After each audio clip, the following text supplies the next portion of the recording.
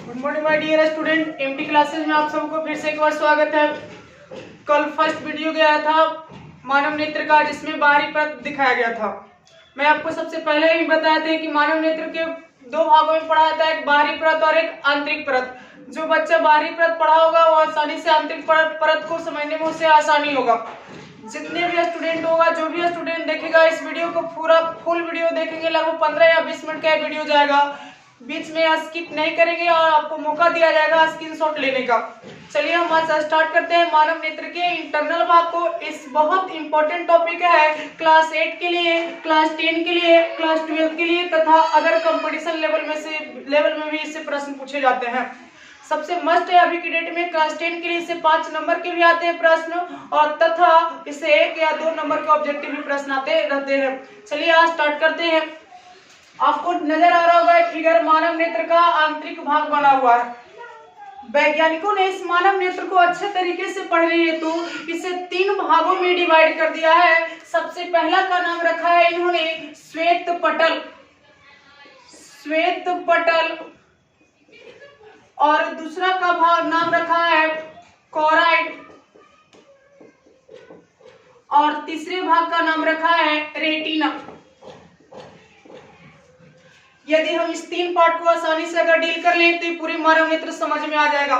सबसे पहला परत को सबसे पहला भाग का नाम रखा गया श्वेत पटल, दूसरा भाग का नाम रखा गया कोराइड तथा तीसरा भाग का नाम रखा गया रेटिना। आइए हम बारी बारी से तीनों को स्टडी करते हैं। सबसे पहला भाग आपको दिखाया गया है श्वेत पटल। बच्चों कल मैं बाहरी परत में दिखाया था कि जो आपको व्हाइट वाला दिख रहा है, अर्थात जो व्हाइट वाला दिख रहा है इसी को कहा जाता है श्वेत पटल। उजला वाला जो मानव नेत्र को दिख रहा है वो श्वेत पटल, ये अंदर तक है श्वेत पटल। अर्थात इस फिगर में आपको दिख रहा होगा ये बाहरी वाला परत, ये सभी के सभी है श्वेत पटल। बाहर से लेकर के अंदर तक वाले भाग को कहते हैं श्वेत पटल। क्या कहते हैं? श्वेत पटल। अब हम दूसरे पार्ट को देखते हैं। सबसे आंतरिक भाग हम देखने जा रहे हैं रेटिना। मानव नेत्र के सबसे भीतर वाला पार्ट को कहते हैं रेटिना, अर्थात ये वाला मेरा पेन देख रहे होंगे, यहाँ पर इस वाले भाग को कहते हैं रेटिना।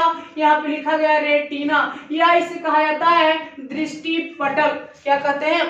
दृष्टि पटल।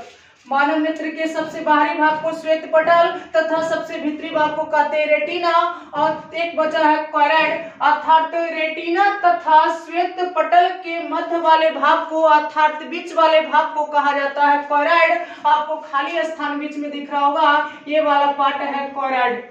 आपको टेढ़ा टेढ़ा लाइन से दिखाया गया है, ये है कोराइड। अर्थात ऊपर चाहे नीचे दोनों बात एक ही है, कोराइड है। आपने 3 परत देखा। मानव नेत्र के सबसे बाहरी भाग को श्वेत पटल कहते हैं तथा सबसे भीतरी भाग को रेटिना कहते हैं। श्वेत पटल तथा रेटिना के बीच वाले भाग को कोराइड कहते हैं। ये वाला जो आपको टेढ़ी मेढ़ी लाइन से दिखाया गया है यही है कोराइड। क्या है? कोराइड। चलिए आगे आते हैं, थोड़ा अब आगे बढ़ने की कोशिश करते हैं। बच्चों अब आगे कुछ मुझे दिखाई दे रहा होगा, कल बताया गया था कॉर्निया के बारे में। कॉर्निया का मतलब जैसे मोबाइल का एक ग्लास होता है, ठीक उसी प्रकार से मानव नेत्र का भी एक ग्लास है, वो पूरे ऊपर से ढका हुआ है, जिसे हम दिखा नहीं सकते, परंतु यहाँ पर जो ऊपर उभरा हुआ है इसी भाग को मैंने लिया है कॉर्निया। अर्थात ये वाला भाग को कहते हैं कॉर्निया, जिसे ये दिखाया गया है कॉर्निया। क्या कहते हैं? कॉर्निया। नेत्र दान में इस कॉर्निया को ही दान किया जाता है। एक कॉर्निया एक प्रकार की ग्लास की तरह मानव नेत्र के ऊपर से सुरक्षा का कवच लगा हुआ है। आगे भाग देखते हैं। आपको बीच वाला भाग दिख रहा होगा, पूरी तरह से खाली है, इसे कहते हैं कच्चाभ द्रव। क्या कहते हैं? कच्चाभ द्रव। अर्थात इसमें छोटा जलीय द्रव की तरह भरा हुआ है, लिक्विड भरा हुआ है। ये मानव नेत्र के आकृति को गोलाकार बनाए रखने में मदद करता है। यदि किसी का नेत्र फूट जाता है तो उसमें से निकल जाएगा एक कच्चाभ द्रव, तो इसका नेत्र होता है चिपक जाता है, अर्थात धंस जाता है। अर्थात इससे साबित होता है कि पूरे इसे गोलाकार रखने में अहम भूमिका जो निभाता है कच्चाभ द्रव। यहाँ जैसे ही द्रव है तो आगे भी एक द्रव है, आपको डॉट डॉट से दिख रहा होगा, ये आगे वाला पार्ट है। इसे कहते हैं जलीय द्रव या नेत्रोद। क्या कहते हैं? जलीय द्रव या नेत्रोद। बच्चों ये जलीय द्रव है जो मानव नेत्र के नमी बनाने का कार्य करता है, अर्थात देखते हैं कि हमारे नेत्र हमेशा भींगा हुआ रहता है और भींगा हुआ रहता है, यही है जलीय द्रव जो नेत्र को नमी बनाने का कार्य करता है। जलीय द्रव या नेत्रोदय कहते हैं। आपको ये डॉट डॉट से दिखाया गया है जलीय द्रव या नेत्रोदय, जलीय द्रव या नेत्रोदय। नेक्स्ट आगे पढ़ना होता है। अगला है मेरे पास आइरिस। कल बताया गया था बाहरी परत में आइरिस के बारे में। ये बीच वाला भाग पुतली है, डॉट डॉटल वाले भाग को कहते हैं आइरिस। यहाँ पे आइरिस या परितारिका, आइरिस या परितारिका। आपको बताया गया था कि आइरिस अनेकों रंग कलर के होते हैं, किसी का भूरा होता है तो किसी को ब्लैक होता है तो किसी को ब्राउन होता है, अर्थात आइरिस से रंगीन कलर होता है। आपको ये आइरिस से तिरछा कलर से ऐसे दिखाया गया है, ये है आइरिस। क्या है? आइरिस। नेक्स्ट देखते हैं, आइरिस दोनों साइड से ऊपर और नीचे से और इसके बीच में खाली है, इसे कहा गया कहते हैं पुतली, अर्थात यहाँ वाला बीच वाला भाग को कहते हैं पुतली। जो काला वाला भाग है आंख में वही कहलाता है पुतली, यहाँ बीच वाले भाग को कहते हैं पुतली और ये उभरा हुआ पूरा भाग ये कहलाता है कॉर्निया। उसके बाद में एक लेंस लगा हुआ है, ये आपको दिख रहा होगा। मानव नेत्र में उत्तल लेंस लगा होता है। कौन सा लेंस? उत्तल लेंस। आप ये दिख रहे होगा फिगर में, उत्तल लेंस है तथा इस उत्तल लेंस को टांगने का कार्य करता है, लटका कर रखने का कार्य करता है, उसे कहते हैं सिलियरी मांसपेशियां। सिलियरी मांसपेशियां। प्रश्न आता है कि मानव नेत्र के लेंस को टांग कर कौन रखता है? तो सिलियरी मांसपेशियां, अर्थात ऐसे दिख रहा होगा ये लेंस को टांग करके रखे हुए हैं। इन सभी को बारी बारी से स्टडी करते हैं। सबसे पहले मानव नेत्र में प्रकाश आएगा, एंट्री मारेगा कहां से? तो आपको पता है कि सबसे पहले एंट्री जो मारेगा, सबसे पहले आगे वाला जो पर्दा है उस पर्दा को कहते हैं कॉर्निया, अर्थात सबसे पहले जो इसमें एंट्री मारेगा प्रकाश वो सबसे पहले पार करेगा इस कॉर्निया से। नंबर 1 पर सबसे पहला पार करेगा कॉर्निया से, कॉर्निया। और कॉर्निया के बाद जैसे ही क्रॉस करेगा उसके बाद दूसरे नंबर पर पार करेगा ये वाला बीच वाला भाग है, ब्लैक वाला जो भाग है उसे कहते हैं पुतली, पुतली। और पुतली से जैसे ही क्रॉस करेगा तो आपको नजर आ रहा होगा लेंस, तीसरे नंबर पर आएगा लेंस। और लेंस से जैसे ही पार करेगा तो उसके बाद आ जाएगा यहाँ पर ये वाला भाग को कहते हैं रेटिना। क्या कहते हैं? रेटिना। अर्थात उसके बाद प्रकाश आएगा रेटिना पर।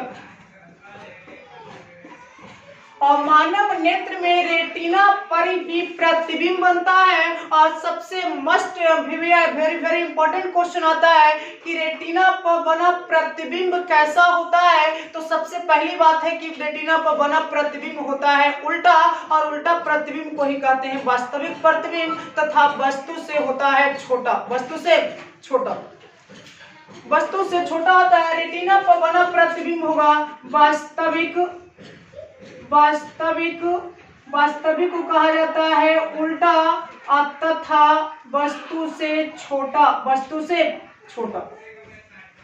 आपने देखा कि रेटिना पर बना प्रतिबिंब कैसा है? वास्तविक, उल्टा और वस्तु से छोटा। उल्टा का मतलब होता है कि पैर ऊपर और मुड़ी नीचे, परंतु रिफ्लेक्ट होकर जब वस्तु दिखाई देता है तो सीधा दिखाई देता है। आगे देखते हैं। अब स्पेशलिस्ट हम पढ़ते हैं, स्पेशल क्लास में इसके आइरिस के बारे में पढ़ते हैं, पुतली के बारे में पढ़ते हैं। देखिए आइरिस एक प्रकार के बॉडीगार्ड की तरह कार्य करता है। जैसे आप देख रहे होंगे कि कोई भी बिल्डिंग या कोई भी स्टाफ बिल्डिंग के अंदर रहता है तो उसके बॉडीगार्ड में एक गेट पर रहता है कोई बॉडीगार्ड। ठीक उसी प्रकार से मान लिया जाए कि पूरा एक प्रकार का कमरा है जिसके अंदर बड़े बड़े स्टाफ लोग बैठे हुए हैं और इस स्टाफ के लिए एक बॉडीगार्ड लगा हुआ है जिसका नाम है आइरिस। क्या नाम है? आइरिस। आइरिस प्रकाश को कंट्रोल करता है, प्रकाश को नियंत्रित करने का कार्य करता है आइरिस। अगर अधिक प्रकाश जैसे ही आता है तो आइरिस पूरी तरह से शटल को बंद कर लेता है।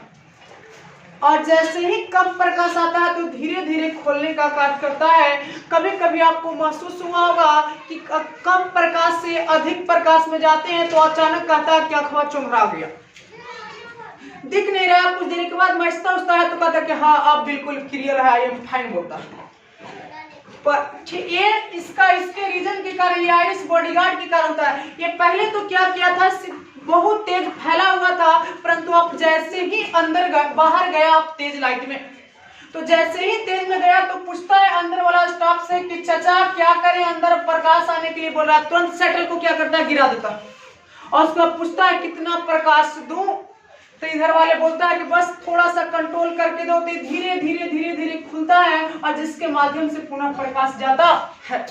अर्थात आइरिस का कार्य है सिकुड़ना और फैलना, यानी सिकुड़ना और फैलना। आइरिस के कारण ही कभी कभी अंधेरे से अधिक प्रकाश में जाने पर नहीं दिखता है तथा अधिक प्रकाश से कम प्रकाश में आने पर नहीं दिखता है। यानी सिकुड़ने और फैलने का कार्य कौन कराता है, आइरिस।